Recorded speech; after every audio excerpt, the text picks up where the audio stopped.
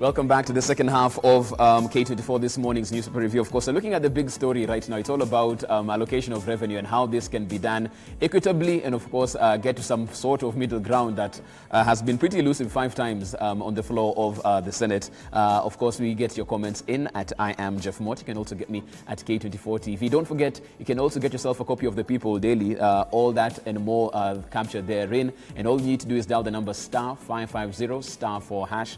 Once again, that number is *550*4#. Dial that number, get yourself a copy of your People Daily straight to your phone. No data needed, no mobile app needed, and it's brought to you by Safaricom and the People Daily. On to your tweets, you can get me at I am Jeff Mote. Arab Alpha saying some counties have a lot of people and some the area is already developed. A voluminous allocation to such places brings imbalance. All counties should be equally treated no matter how their demography is. Robert asking, so what matters? So what does devolution mean in all of this agenda at this particular point in time? Are we still losing as Wanjiko? A question put out there. Kuraish Abdi, then why reduce the resource allocation? Kenya is for all of us. We need to all move together at the same pace. Brovoski Kaledo, Kangata wants to divide this country and it's like he's fighting for his people and not all Kenyans. He should rise above that. That's coming right there. Let's look at another tweet. Abram Kirwa, painting a picture as a household. Morning. What I think is if you have many children in a house, you will cook big ugali. But if you have a big house and few children, you will cook small ugali. Because the more children, the bigger the ugali that's needed. So in my view, resources should go where the population are. Abram Kirwa getting us from Eldoret. Keep those tweets coming in at I am Jeff Mote. Straight from the break, let me come back to studio, of course. We had the sentiment as to why Senator Kangata is of the position that he is at. Oliver, as we stand right now, this particular point, as you can see, even from the samples of tweets that we're getting, very many people just opposed to what's going on, some supporting it at this particular point in time. But this is a government issue. Where should the government stand on this? Because at the end of the day, it really is a social contract with the government and the people. You can't sign a different contract with people in Wajir and a different contract with people in Mombasa and Kiambu, isn't it? Yes, Jeff, it is preposterous to have a government that can talk in the words of the majority whip, gainers and losers. There is a danger, there is an imminent danger there. And that's what I'm saying, where do government or the whip of the national government get such a position that there are people who will gain and others will lose? Those are not the words used by Article 201. The one setting out the principles of public finance. Mm-hmm. And what we should ask ourselves is this. We should make sure that the country gets equitable resources which will bring in equitable development so that each part of this country is attractive to go to. So that if I am in Garissa today, I can do business there, knowing that resources will flow there. There is another flawed logic, and I'm sorry that my senior Irungu Kangata is bringing on board. When you do per capita, one person in Isiolo gets 18,000 shillings as compared to 3,000 in Kiambu. There is another part that we are not telling the people. When you just count the national projects in Kiambu County and you do a per capita of that, you might end up getting that one person in Kiambu will be equivalent to 85,000 as compared to one person in Isiolo who will do maybe 23,000, because we need to cluster and bundle some of these things. We cannot just divide the 316 billion and leave out the 1.7 trillion. Because all of this is money from the exchequer. And then again, Jeff, nobody in this country, no region should develop at the expense of the other out of taxpayers' money, let alone this 1 shilling 1 month thing. And then again, we should not mix issues here. And that is why we are in the hole we are today, because Senator Irungu Kangata introduced another variable, which was not part of the 10 variables. He introduced BBI as the 11th variable. And you'll be talking about that in a bit. And that is why... We'll be addressing that also. I'm going there. And that is why we have now changed the whole thing from economics and the issues like the senator here was raising, the issues of mortality rate, to the issue of where you stand. The other thing is this: it is not about those people who support this thing because they are gaining. It is about those people who know, like take Kisi for example. How many people come from a certain region who are dispersed all over the country? several people. This country, there is no single corner of this country where one ethnic tribe or where one religion occupies. Everybody is everywhere. That is why it is in the interest of all men and women that resources should reach everywhere. If today, my concluding point on this, you are sick in Mandera, will you come all the way to Kiambu hospitals? No, you will be treated in Mandera, and if you die, you will go to a morgue in Mandera. So let us run away from this Ugali logic to looking at the nation as a bigger entity whereby everybody does something. If today we were to say, the people in Elgeyo Marakwet will say, you have not clustered the amount of gold we bring to this country because that is where champions are minted. They have a legitimate expectation to that. If today somebody from Kakamega will say, you have not costed, we do ABCD. So at the end of the day, we must develop a win-win situation because each county in this country is uniquely blessed. Before I get back to Senator Kangata on this, I want to come to Boni because as he opened, he also said the issue that everyone is talking about can be solved with the equalization fund, and that even as you talk about what could be perceived as some winners and some losers, the scale will be leveled with the use of equalization funds to marginalized counties as well. What's your reaction to that? Then if we do that, then we're all at par. Yes, I want to plead with Senator Kangata that when he is in his office, he must not think as a senator of Murang'a or as a senator from Mount Kenya. He is the senator leading government to implement devolution. And therefore, the basic thing he must work with in his head is that every time CRA brings a formula to the House, the role of the House is to make sure that that formula is rendered harmless. Any area in the formula that appears to harm even one individual, one region, one county, it is the responsibility of the Senate to make it harmless. Speaking to the issue of equalization fund, equalization fund was deliberately put there so that in areas where devolution is being seen to harm certain regions, equalization renders it harmless. Senator Kangata, don't mislead members of the public from Murang'a to start thinking that the country is ganging up against Mount Kenya counties. The truth is, equalization fund in the Constitution is meant to allow basic services in terms of water, in terms of health facilities, in terms of electricity, and in terms of roads to be taken to marginalized areas. Kangata, please, on the issue of water, if you think the paltry money that is taken to marginalized areas, where they use that money to make water ponds, is satisfactory, are you saying Kenyans are so foolish that they don't know that as that equalization fund is helping those areas to do water ponds? In Kiambu, for example, 60 billion shillings is being used to construct two major dams, Karumenu and what is the name of the other one?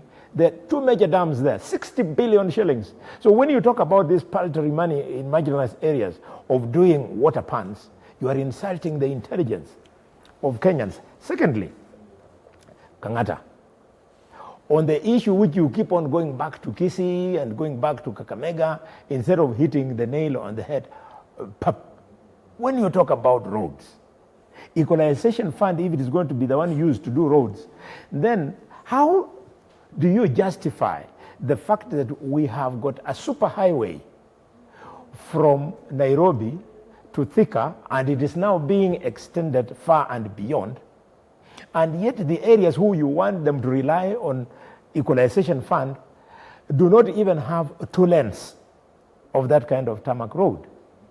We have to speak to the truth if we are going to put the country together. In fact, the quicker President Uhuru returns Murkomen into that office, the more hygienic. Let me get just a minute. I'm saying this. One thing, Jeff. Why am I saying this? Because this intention of bringing the BBI sharing formula was thrown at Murkomen, and Murkomen told them, no, this thing cannot pass through Senate. Let me get the senator in to react on this. Very quickly. A quick one to add on what the good senator is talking about. There are several projects that are happening around Mount Kenya region. Yes. There is the Sagana Road, the 40 billion. There is the Mau Mau Road, I think is around 30 billion. Yes. And then there is another one in Kiambu for 11 billion. How do you equalize? How do you get equality with that, or equity, when your equalization fund is around 11 billion? How will you equalize a discrepancy of 83 billion?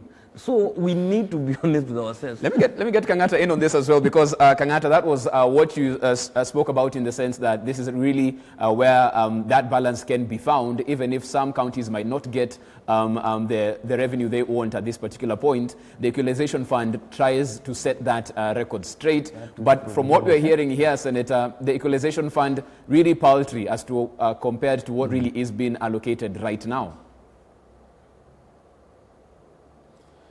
The issues concerning whether a certain region is getting more resources vis-a-vis the rest, those are legitimate issues and they can be raised. But I wouldn't want us to look from the angle of Mount Kenya vis-a-vis the rest. I would want us to look a county like Kakamega, because I strongly believe Kakamega is being underfunded. That's my strong belief. Why? Because Kakamega is a county with about 3 million Kenyans. It's one of the most heavily populated counties in the Republic of Kenya. Kakamega gets about 9 billion devolved funds.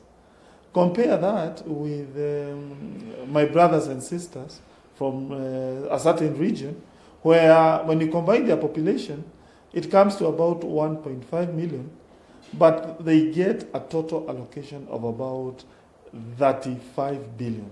So 4 counties with about 1.5 million getting about 40-something billion devolved funds. Kakamega County, one single county, getting about 9 billion, and it has about 3 billion. Is that fair, surely, to the people of Kakamega?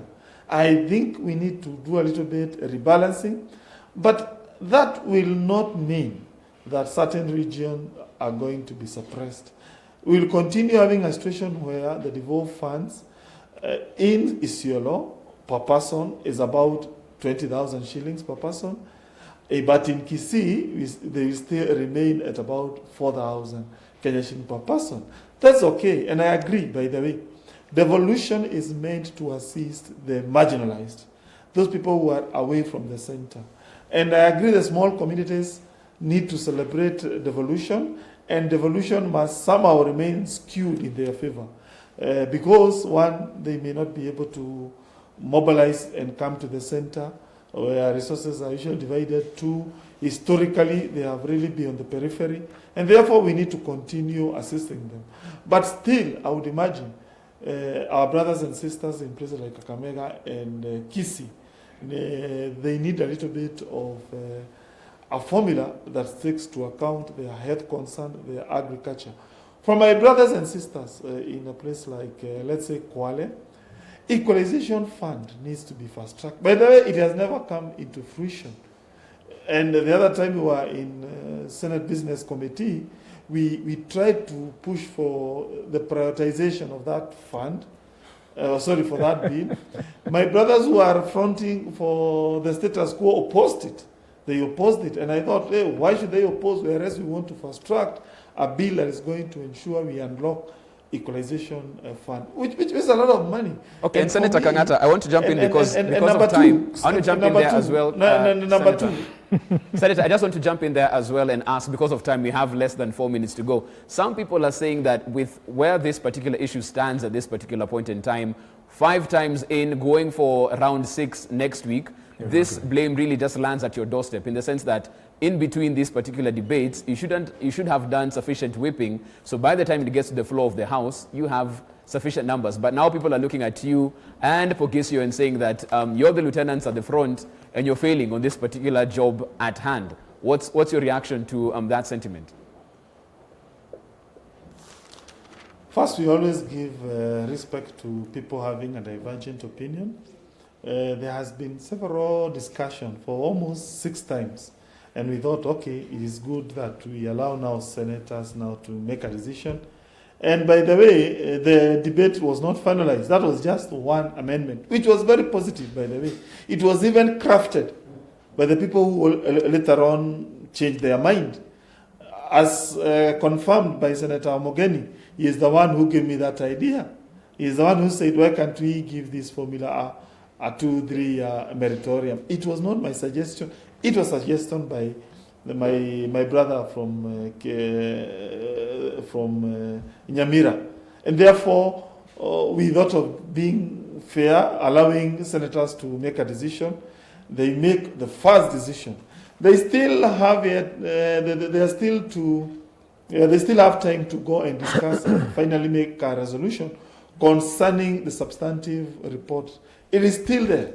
And if they decide they want status quo to continue, okay, we shall respect their view.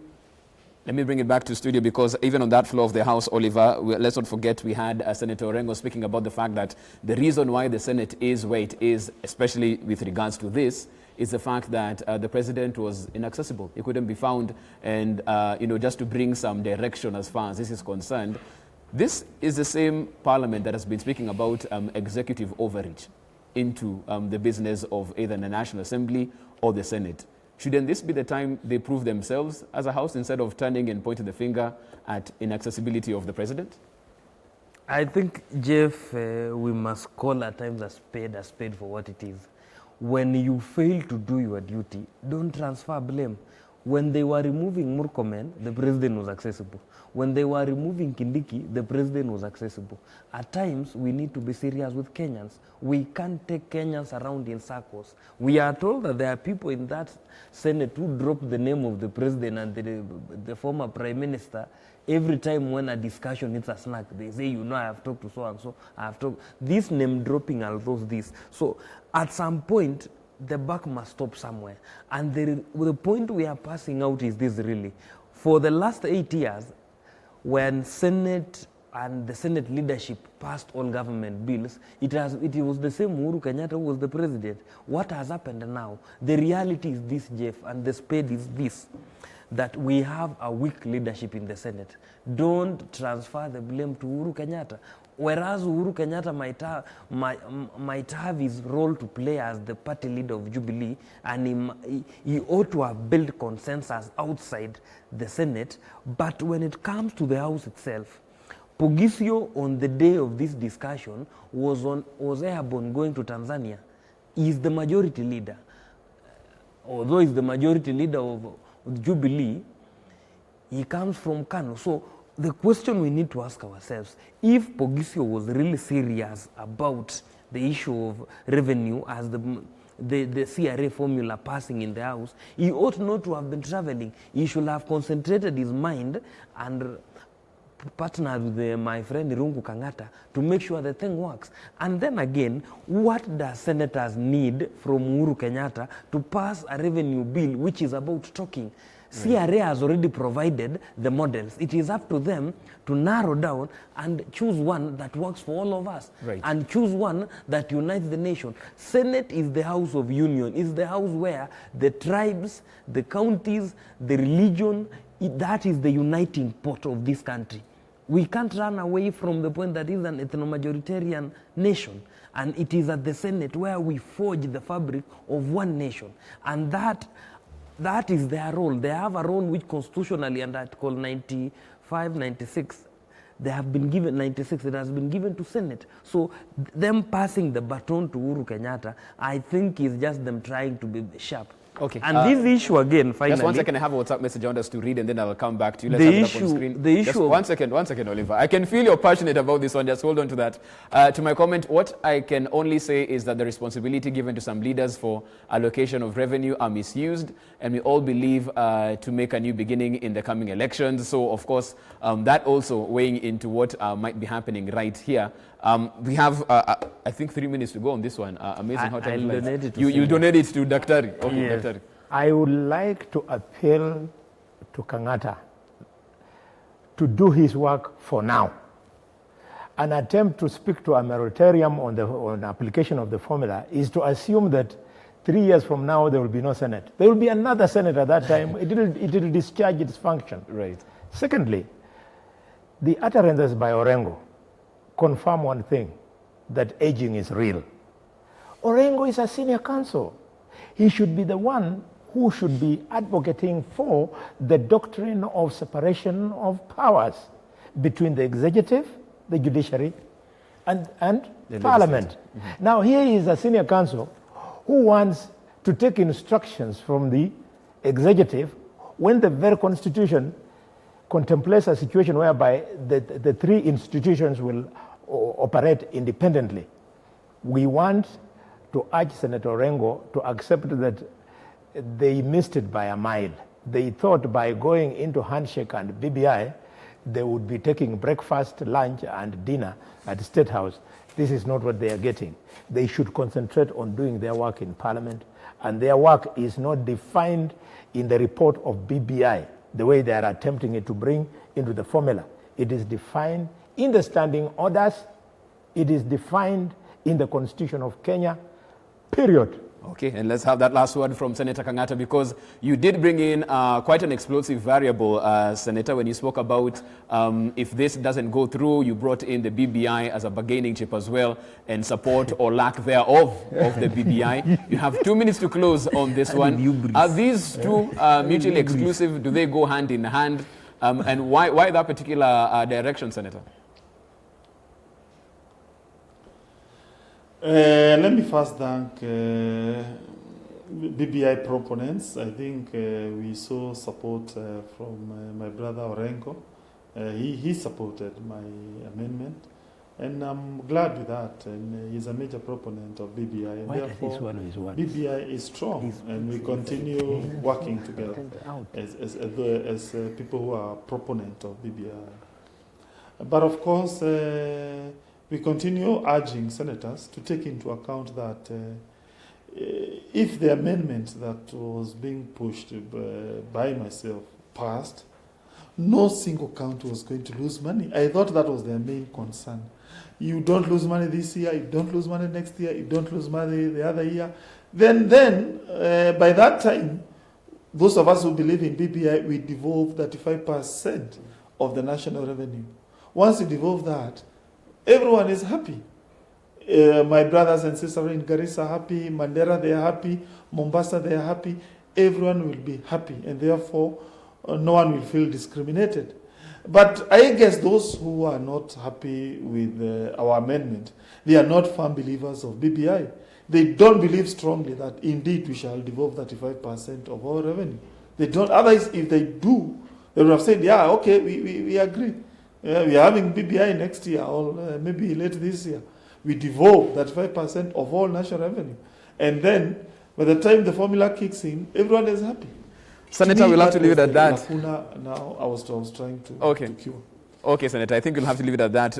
We'll need to have you probably here after Tuesday as we see how this particular debate plays out on the floor of the House as well. But thank you so much for making time to be on the show this morning. Senator Murangan, of course, also Chief Whip, of course, as well in the House. Irungu Kangata, just bringing some sense as to what really was going on right there. In studio, Oliver Karori, thank you so much for your time this morning. Back from his hiatus, but still ever the bullfighter, Dr. Boni Halole. Thank you so much for your time. Karibu. Asante sana. Take a short break at this particular point. We are back on the other side as we get interactive. This is K24 This Morning. We are back. They say it is not Mandamano without Halwale. It doesn't. No.